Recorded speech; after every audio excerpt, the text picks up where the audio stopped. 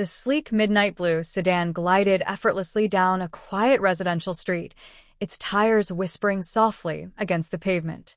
Inside, Eleanor Brooks, a 42-year-old black woman with an air of calm authority, exhaled slowly, savoring the rare stillness after a grueling day. Eleanor wasn't just any professional. She led the National Bureau of Investigations, one of the most powerful positions in federal law enforcement. But tonight, work was the furthest thing from her mind.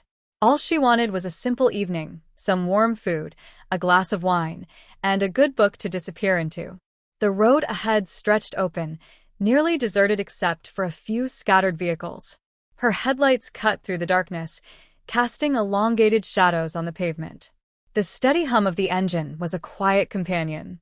Then, suddenly, the unmistakable burst of red and blue lights flooded her rearview mirror. A sharp wail of a siren followed, shattering the night's peace.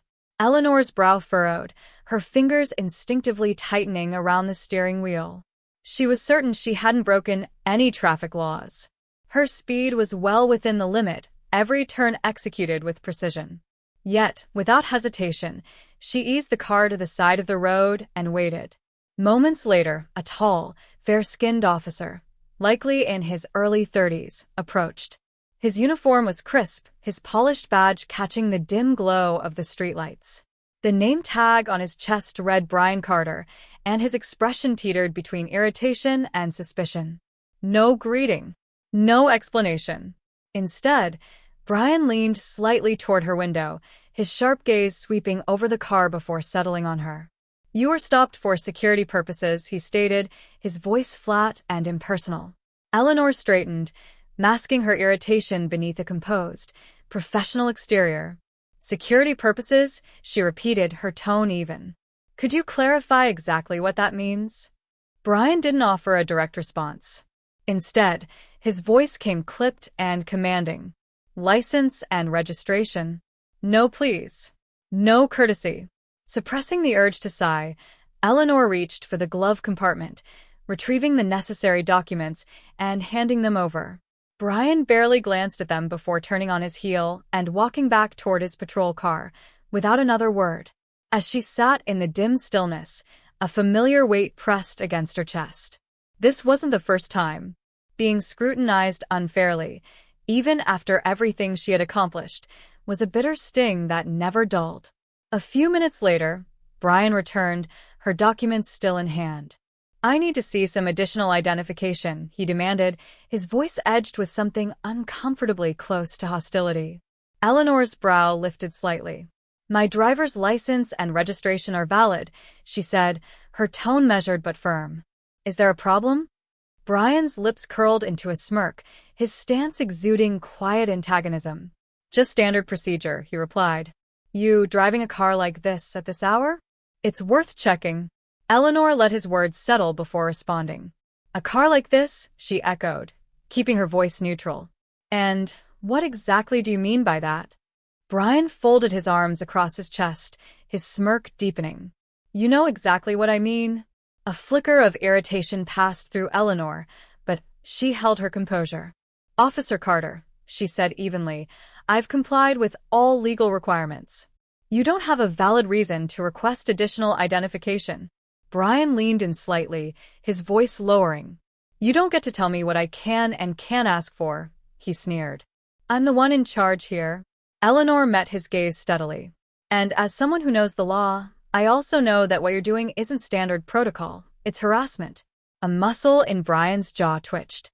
He straightened, rolling his shoulders as if preparing for a standoff. "Listen, lady," he said, condescension dripping from every syllable. "I don't have time for this. Either you cooperate, or I'll take you downtown." Eleanor inhaled deeply, keeping her voice firm and unwavering. "I won't be intimidated, Officer Carter. You're overstepping, and you know it."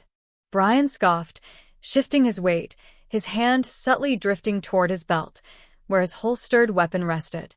"You're making this harder than it needs to be," he muttered, his tone edged with irritation. "I don't like being challenged." Eleanor's pulse quickened, but her expression remained unreadable. Slowly, deliberately, she reached for her phone, making sure he could see it. "What the hell do you think you're doing?" Brian snapped. Without hesitation, Eleanor pressed a button on speed dial and lifted the phone to her ear. "Calling someone with authority over you," she replied, her voice calm and unwavering. The call connected. Eleanor spoke into the receiver, her tone steady. "This is Eleanor Brooks. I'm being unlawfully detained. I need the chief here immediately." For the first time, Brian's confidence wavered. His posture stiffened. "Who are you calling?" he asked, his voice suddenly tight. Eleanor didn't acknowledge him. She simply relayed her location, then hung up. Meeting his gaze, she delivered her next words with quiet certainty. "The chief will be here soon. You might want to reconsider your next move." Brian's hand hovered near his weapon, but hesitation flickered in his stance. "This isn't over," he muttered, though the conviction in his voice had faded. Minutes later, headlights cut through the darkness. A sleek black SUV pulled up, and Chief Alejandro Ruiz stepped out, his sharp eyes instantly assessing the scene. His gaze locked onto Brian Carter. "Officer Carter," Ruiz said, his tone firm. "What's going on here?" Brian stiffened. "Sir." She refused to cooperate. "Lower your voice." Ruiz cut him off sharply. His focus shifted to Eleanor, taking in her composed but assertive presence. Then, his expression darkened. "Did you pull a gun on an unarmed driver?" he asked, his voice dangerously quiet. Brian faltered. "I was just being cautious." Ruiz's jaw tightened. "Or reckless." He exhaled sharply. "Step aside." Brian hesitated, his face paling, but he obeyed. Ruiz turned to Eleanor.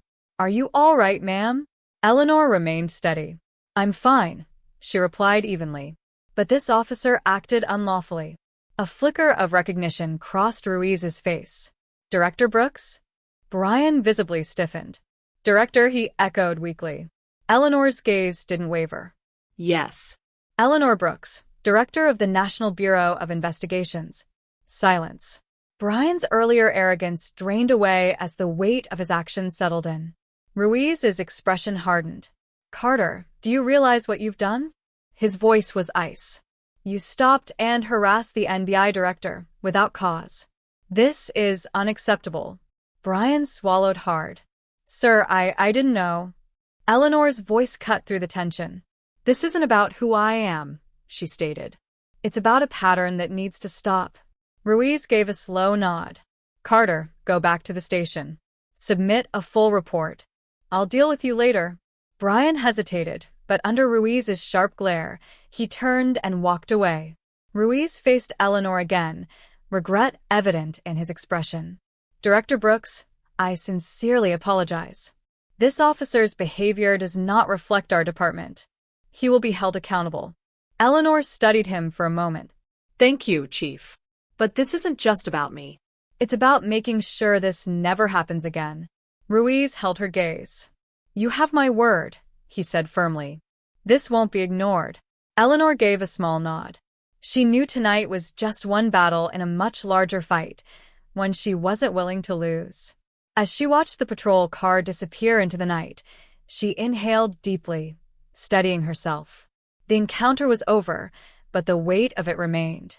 It wasn't just about her title or the fact that she had the power to demand accountability. It was about every person who had been in her position, without the privilege of calling for backup, without the shield of a title that forced people to listen. Beside her, Chief Ruiz shifted, his expression troubled. "I meant what I said," he assured her. "This won't be ignored." Eleanor met his gaze, searching for sincerity. She had heard these promises before, seen public statements made, only for injustices to be quietly swept under the rug once the spotlight faded. But something about Ruiz's eyes, the unease in his stance, told her he understood the gravity of what had just happened. "It can't just be about one officer," she said. "It's about the culture that allows this behavior to go unchecked." Ruiz nodded, his voice quieter now. "I know." "And you have my word, I'll take this as far as it needs to go." Eleanor didn't thank him. Not yet. Not until action followed words. Instead, she gave a curt nod and stepped back toward her car. Sliding into the driver's seat, she caught her reflection in the rearview mirror, composed, resilient, but undeniably weary. This was just one battle in a long fight. A fight she had been waging her entire life. But as she gripped the steering wheel and pulled onto the road, she made a silent vow. Change wasn't just necessary. It was overdue. And she wasn't going to stop fighting until it happened.